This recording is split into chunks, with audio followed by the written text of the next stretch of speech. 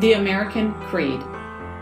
I believe in the United States of America as a government of the people, by the people, and for the people, whose just powers are derived from the consent of the governed, a democracy in a republic, a sovereign nation of many sovereign states, a perfect union, one and inseparable, established upon those principles of freedom, equality, justice, and humanity, for which American patriots sacrificed their lives and fortunes. I therefore believe it is my duty to my country to love it, to support its Constitution, to obey its laws, to respect its flag, and to defend it against all enemies. Father, as we gather here together in this classroom, we ask that you guide our studies and lead us to understanding.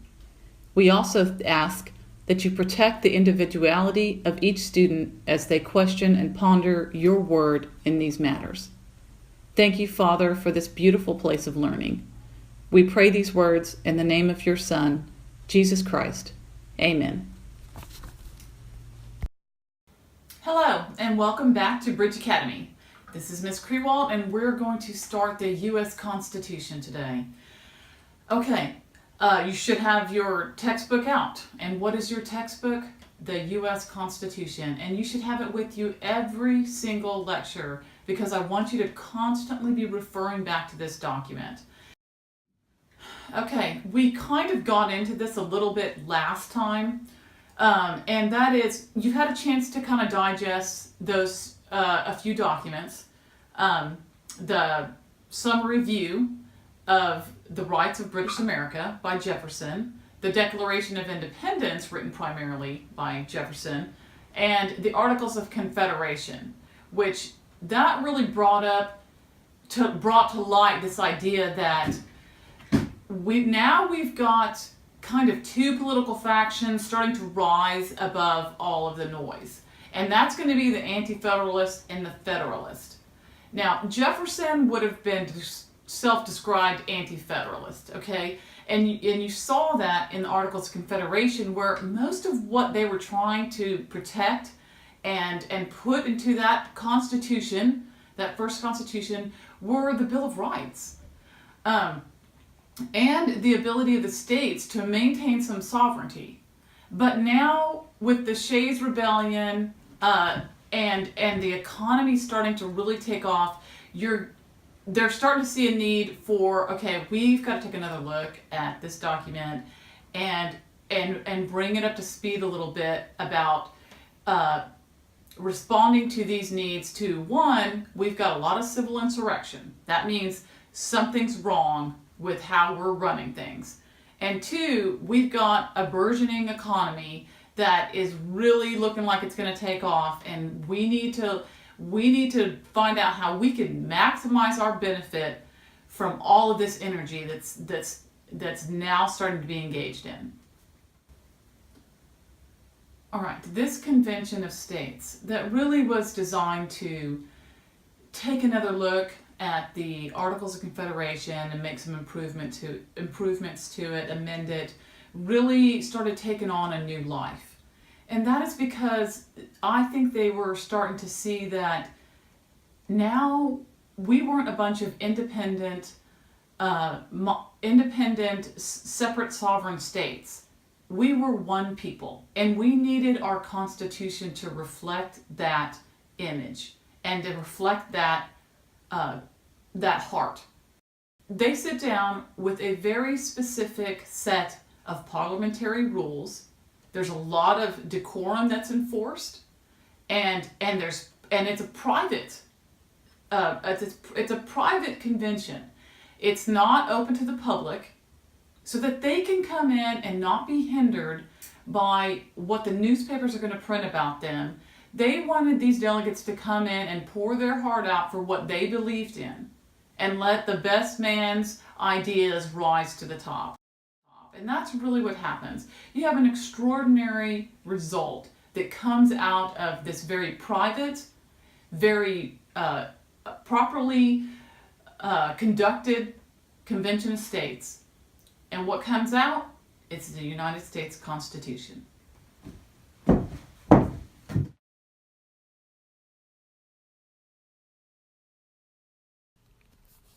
Okay, let's get right into reading the U.S. Constitution, otherwise known as your textbook.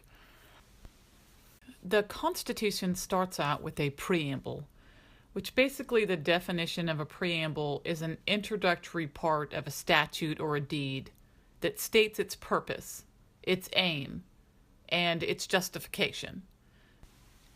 So you're looking at an introductory statement as prepared by the framers of the Constitution.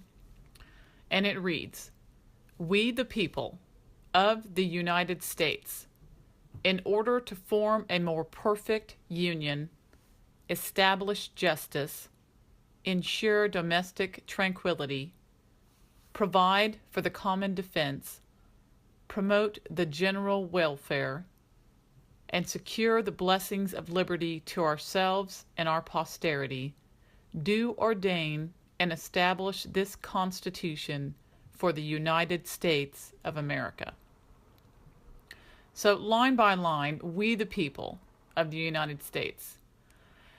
And remember, back in the Articles of Confederation, that was just a loosely held confederation of states. They wanted to maintain their sovereignty. But with this document, they're saying, no, we're not going to have a bunch of sovereign states acting independently anymore. As a matter of fact, we're not even going to recognize this document as a document of the states. We're going to recognize it as a document of the people. We are one people, regardless of where each person lives or their state of residence.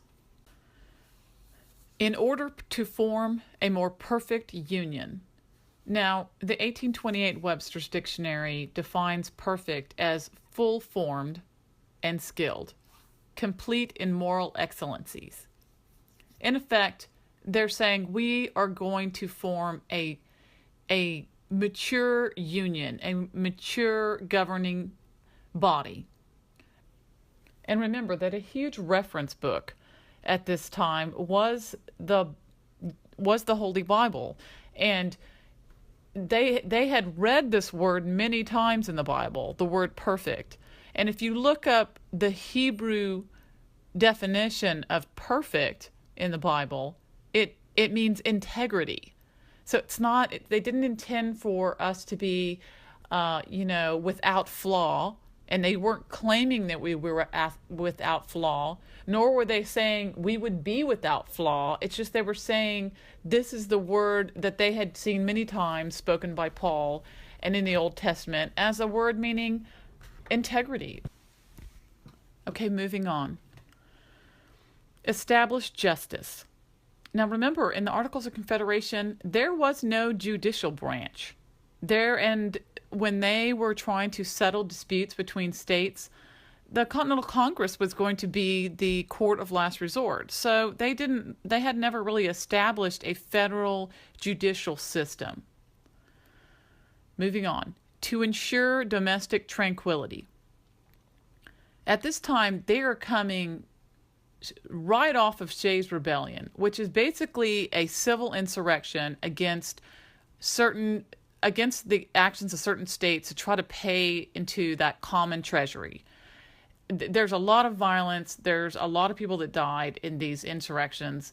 And this statement, to ensure domestic tranquility, implies that we're going to protect against outside threats, but we're also going to protect against inside threats. Moving on. To provide for the common defense. Now, even though during British rule there was a lot of fear of these standing armies, they still were going to state that the nation was going to be prepared to defend itself. Next line, promote the general welfare. Now, if you look at the legal interpretation of general welfare, it's implying the welfare of the whole. It's not a partial thing, and it doesn't apply to special interest. As a matter of fact, the word general has a negative connotation legally. And negatives in law provide for limitations. Well, they don't provide anything. They are limitations. Whereas grants are like empowering laws. And in the Constitution they're very explicit. But if you'll notice, a lot of the wording in the Constitution is a negative. And the purpose of that is to ensure that they are not somehow implicitly granting powers to the federal government that they don't want to be there. And this is a good example of one because people try to misconstrue the word general welfare to include all of these entitlement programs that just keep popping up everywhere. All right.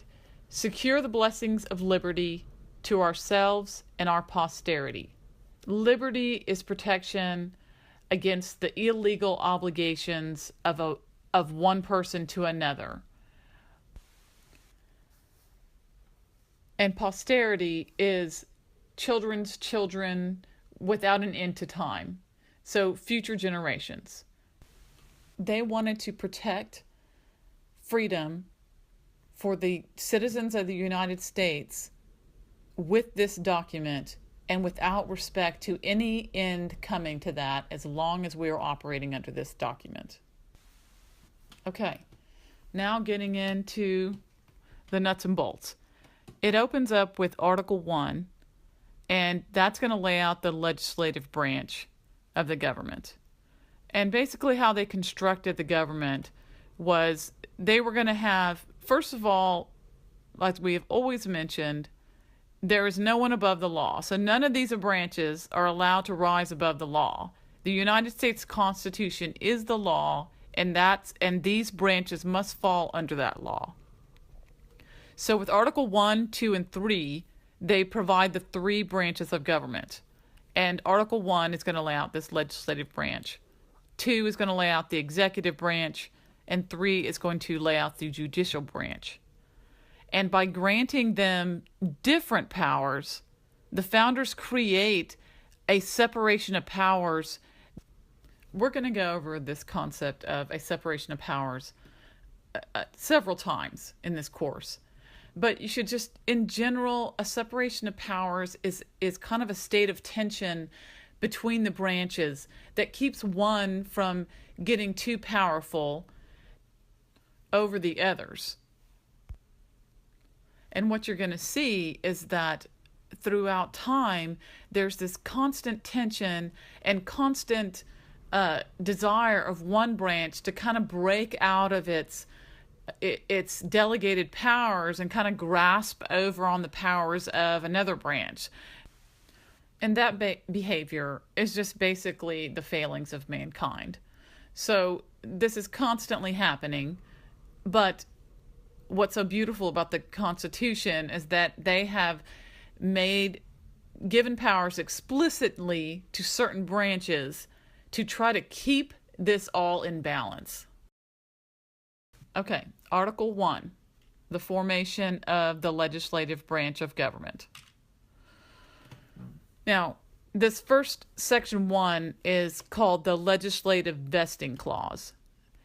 And vested means fixed, not in a state of contingency or suspension. These next assignments of power are theirs and it cannot be changed. And Section 1 reads, all legislative powers herein granted shall be vested in a Congress of the United States, which shall consist of a Senate and a House of Representatives. Okay, legislative meaning being able to give or enact laws, capable of enacting laws. And you should note that Congress is the largest branch of the three branches, and it is a representation of the people. So the ability to create law was given to the people's representatives. This was going to be a bicameral Congress, in other words, composed of 2 chambers, and each chamber has a different constituency. A constituency is the person or the people that appoint someone to an office or employment. And you are the constituency of your representative, whether it's the representative here in Texas or the representative up in Washington, D.C. You, your parents, and everybody that lives in a certain area that's considered a district is called the constituency of that representative in D.C. By allowing these chambers to have different constituencies, it provides a check. It provides one to check the other. Again, it's this separation. Just think of it as when you see people fighting and someone comes in and yanks them apart and says, you stay over here and you stay over there. This is a way of doing that, of separating out conflict and allowing one to check the other and keep everything in balance. The Constitution originally stated that the senators would be elected by the individual state legislatures. And this was an excellent way to kind of draw out a different constituency. But the 17th Amendment changed all that.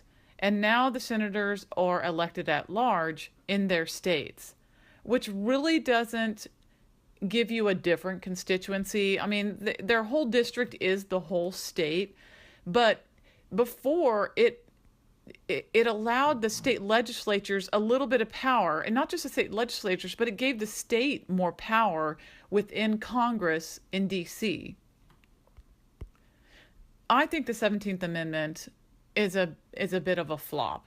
I think that this is where we lost a lot of state sovereignty when we allowed the senators to come from the people of the state and not given those state legislatures an opportunity to give a voice in D.C. All right, next slide. Section 2 of Article 1. This section lays out the requirements for holding the office of representative. The members must be at least 25 years old. They have to be residents of the state in which they're chosen. I mean, obviously, or they're not really true representatives of that state's people. They serve a term of 2 years, so they have to go up for re-election every 2 years. There are a total of 435 representatives in the national or federal House of Representatives. And that number is determined by state census. So, Texas is going to have a lot more representatives than, say, Rhode Island is going to have, obviously, because we have a lot more, we have a higher population here than Rhode Island does. So that's all determined by census count. Now, at the time of the construction of the Constitution, obviously there were bonded persons. Basically, that's another term for slaves. And they were very careful because the South wanted to come in and say, hey, we've got all these slaves and they're going to be counted. And that was going to heavily weight their states in this House of Representatives. So the framers were like, no, I don't think so. There's a whole lot of argument as to how they decided this, but 3/5 does not mean that that slave was only worth 3/5 of a person. I mean, a lot of people use that these days to kind of, as a racial term. I think it'd be a fascinating study to go in and read the speeches that were made when they were determining the count for representatives in the states, because despite popular opinion, there was a huge abolitionist movement going on at this very time. And those abolitionist delegates were very conscious of the fact that these slaves didn't even have equal rights. So I don't think they were of any mind to allow slaves to be counted and to heavily weight one state over another because they were holding more slaves. So their compromise wasn't necessarily intended to be a compromise of humanity, but their compromise was to control these heavily slaveholding states into only being able to count those persons being bonded as 3/5 of a person, so that these slaveholding states couldn't grab up a bunch of representatives in the federal House. I certainly don't think they thought this was a perfect solution, but I do think that it's worth noting that they stood up and tried to stop the unequivocal grasping of power by slave holding states. Okay, moving on. The last thing is there's a Speaker of the House, and he's chosen by the members of the majority party. And he basically holds a huge amount of influence over the chamber and the representatives therein. And of course, it doesn't have to be a male. When the last time the Democrats held the majority in this House, Nancy Pelosi was the Speaker. Okay, moving on to the next slide. Section 3 of Article 1. This is going to lay out the requirements for the office of the Senate. Senators had to be a minimum of 30 years old. There would be 2 senators represented from each state. And this is intended to give each state equal say in one of these chambers. Again, another check. So in this case, in this chamber, it doesn't matter whether you're from Rhode Island or you're from Texas or California. You have 2 votes. That state has 2 votes, and they don't get any more power than 2 votes. And of course, those senators have to be residents of that state. Senators hold a term of 6 years, so they must get reelected every 6 years. And of course, there are 100 senators to account for 2 for each of the 50 states. And again, this is where the 17th Amendment jumped in and changed this article, or the provisions of it, to state that senators would be popularly elected instead of being elected by each state legislature. Okay, moving on. The highest ranking senator is, of course, the majority party leader. It's either going to be, in this case, Republican or Democrat. And they throw in this other interesting provision, which states that the sitting U.S. Vice President would be the President of the Senate. And he doesn't have a vote, but he can provide the tie vote if needed, tie-breaking vote if needed. And there have been many times in history where the vice president has provided the tie-breaking vote on important legislation. Okay, these last 3 slides coming up have a lot of information in them because I'm trying to cover all the different sections of Article 1. And I don't want to get into the weeds with you since this is kind of the first time we're laying out the U.S. Constitution. And if we get too far in the weeds, I think you're just going to get lost. What is going to happen is you're going to get this short exposure to these other provisions in the Constitution about the legislative branch. And, when we move on past the Constitution and talk about the historical response to certain aspects that happen, certain events that happen in the U.S. and how the government responds, you're going to see how these constitutional provisions are basically used or applied to achieve a certain end. So you'll have a chance to kind of revisit all of these these provisions that we're going to go through actually pretty quickly. Okay, next slide. Article 1, sections 4, 5, 6, 7. Basically, they're going to go through procedures, and we're also going to talk about vetoes. All right, section 4 lays out the specifics for elections and commencement of assembly. There's a whole lot there, but it's very specific about elections. Section 5 lays out the rules for proceedings and how these chambers would adjourn. Section 6 protects congressional members' freedom of speech. And remember, in the Articles of Confederation, this was a huge tenet of that document, is that they wanted to make sure that when our government sat down to discuss and debate items, that they would have the freedom of speech to say what they needed to say, despite the fact that it may be controversial. And so they wouldn't be held to some kind of legal repercussions for having said something. So right there in Article 6, the protection of freedom of speech for congressional members. And also, this article prevents members from holding two different offices in government. This would have been a conflict of interest. Section 7 prescribes that all revenue bills shall originate in the House. Revenue being spending bills. And this is what is termed the power of the purse.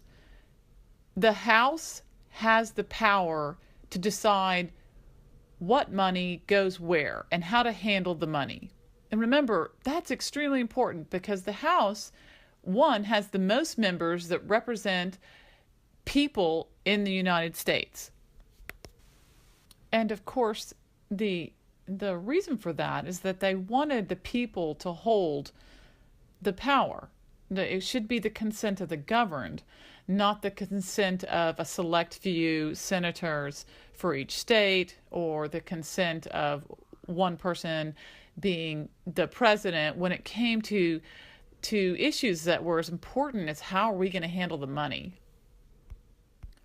And we're going to come back to this several times throughout the duration of the course because money is very important discussion, and it comes up a lot over the history. Okay, and lastly here, presidential vetoes.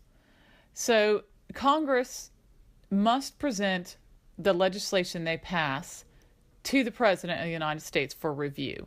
And this is called the presentment clause. So if the president says, no way am I going to agree to that, he can stamp a big old veto on that legislation. And that says, I object to this and I do not support it.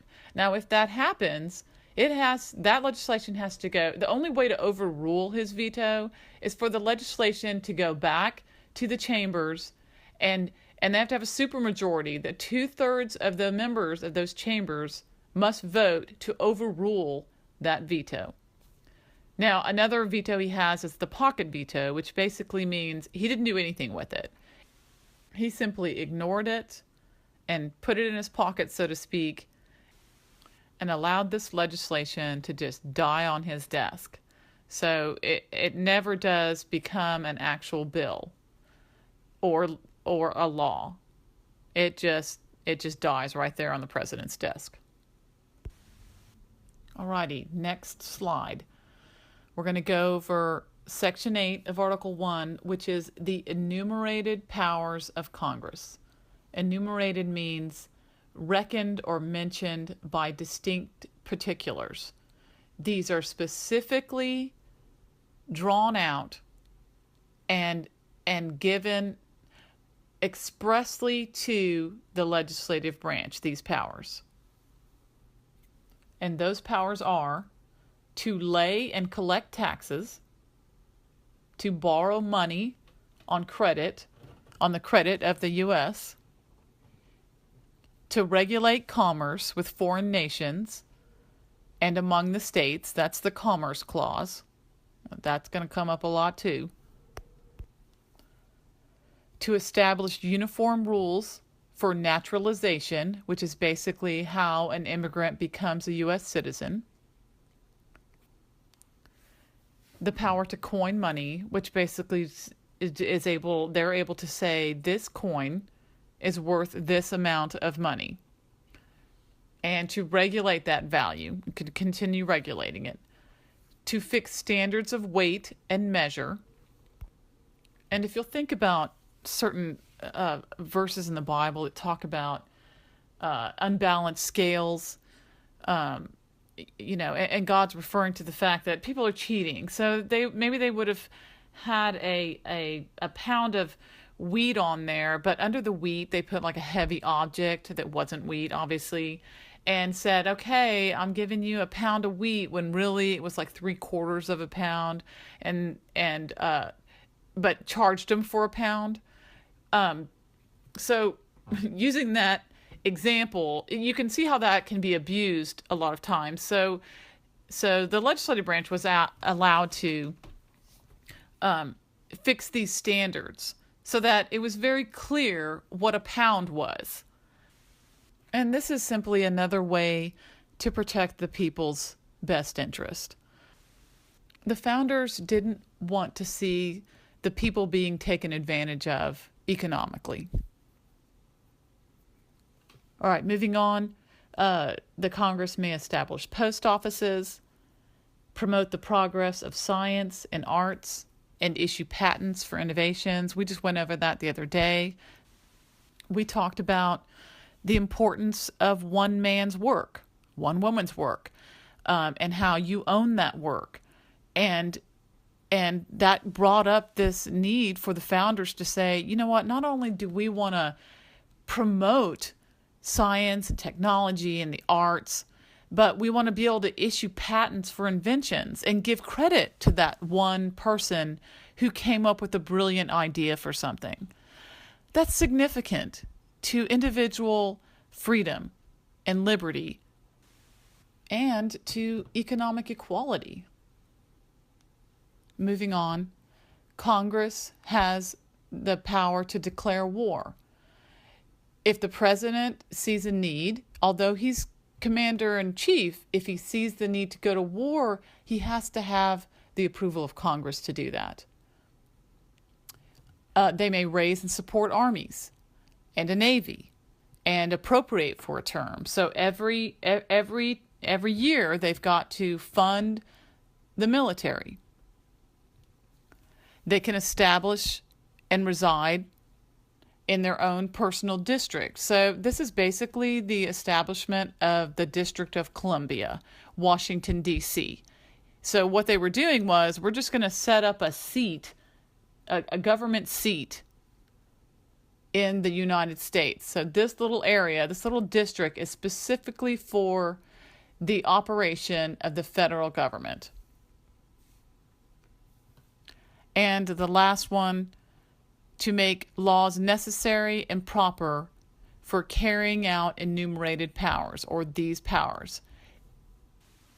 Sometimes you'll hear this power referred to as the Congress's implicit powers, and that means it's not really written, that it's implied. And the problem with that is that it can be abused, that power, that implied power to have the ability to do what's necessary to carry out these other powers. Okay, that right there can be abused. But and we will get into that as well. But for now, just think of it as they're kind of topping off all these expressed powers, and they're saying, you have these powers, but you also need this flexibility to be able to carry out the duties assigned to you. And this particular implicit power is called the necessary and proper clause. All right, last slide, and this is going to wrap it up for Article 1. These are sections 9 and 10, which delineate federal and state restrictions. So let's go through the federal restrictions. There would be no suspension of habeas corpus. Habeas corpus is an accused person's presentation before a judge. So what would happen during that time is that a colonist would be accused of something, and they just throw him in jail, indefinitely, or they would carry him off to England to be tried. And they would just suspend these writs of habeas corpus to be presented before a judge and actually accused of something. So that was flat out, that was going to be numero uno. There would be no suspension of habeas corpus. As well, and there would be no bills of attainder, which basically means you're singling out a person or a specific group for punishment, and you're not even allowed them a trial. You've just basically judge, jury, and executioner right there on the spot. Next one, no ex post facto law.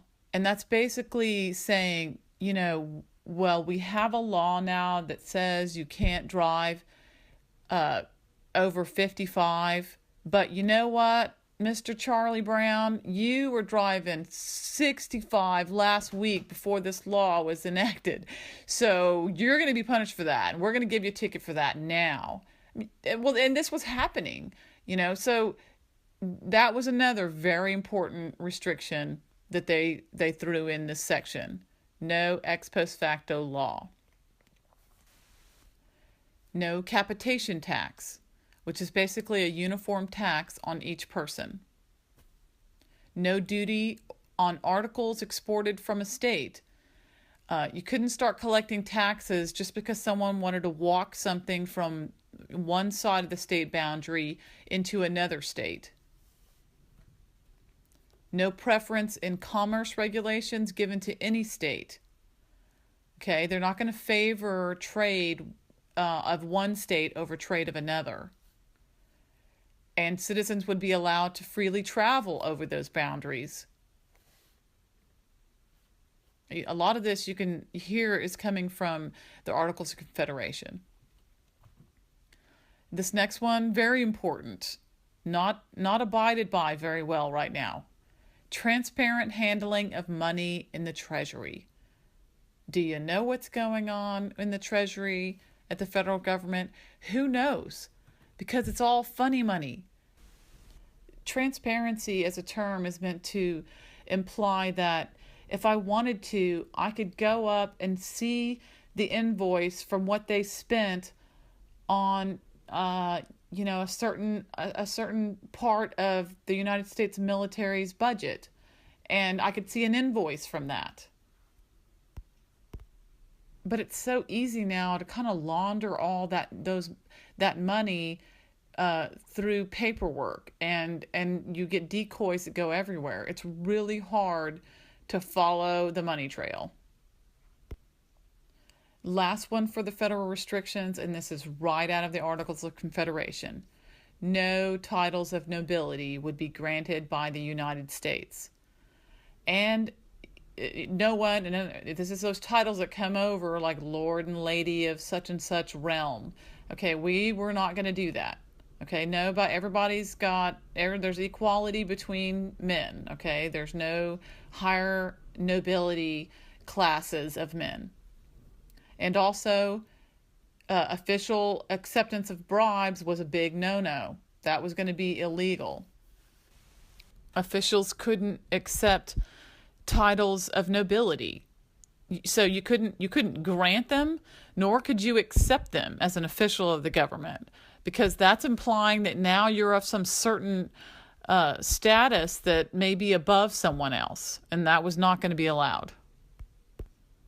All right, the state restrictions, which really don't amount to much. The states were not allowed to enter into treaties, and that's right over from the Articles of Confederation. No treaties with other countries, no alliances, and no confederations. So when the Civil War in the South decided to join together in a confederation against the North, that was pretty much illegal under the Constitution. And as well, states were not allowed to execute any of the powers just mentioned that the federal government was entitled to. States can't coin money. They can't open a federal post office. They can't decide what their standards of weights and measures are going to be. They can't declare war. Those powers reside with the federal Congress. Okay, that's the end of Article 1, and it is the longest and most detailed of all the articles. So we got a huge one out of the way, but it should give you some solace to know that the framers were protecting the people here. Congress is the people's house, and most of the authority is given to the people. Most of the enumerated powers are given to the Congress. You don't want to overlook that. You have a representative in Congress that is supposed to fight for your best interest. And you should use that power to be able to contact them and express your grievances, because it's their job to serve your interest and to follow up on problems that their constituents are having.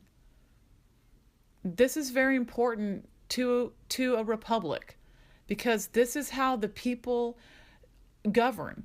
This is how you get the consent of the governed, by the people telling their representative, you know what, this isn't going to work. It's not all about the election and then you go away for 2 years. Or for a senator, you go away and you never interface with them for 6 years, and then you kind of get your moment again every 6 years to elect someone else if you want to. You get up there and say something now. You let them know, I'm watching and I'm listening. This is your government. This is not the government of 435 representatives and senators. This is the people's government. And that's how you should treat it. Okay, I think that's enough preaching about active lobbying by citizens. All right, tomorrow we're going to get into Article 2, the executive branch, and that'll be fun because we're going to talk about the president.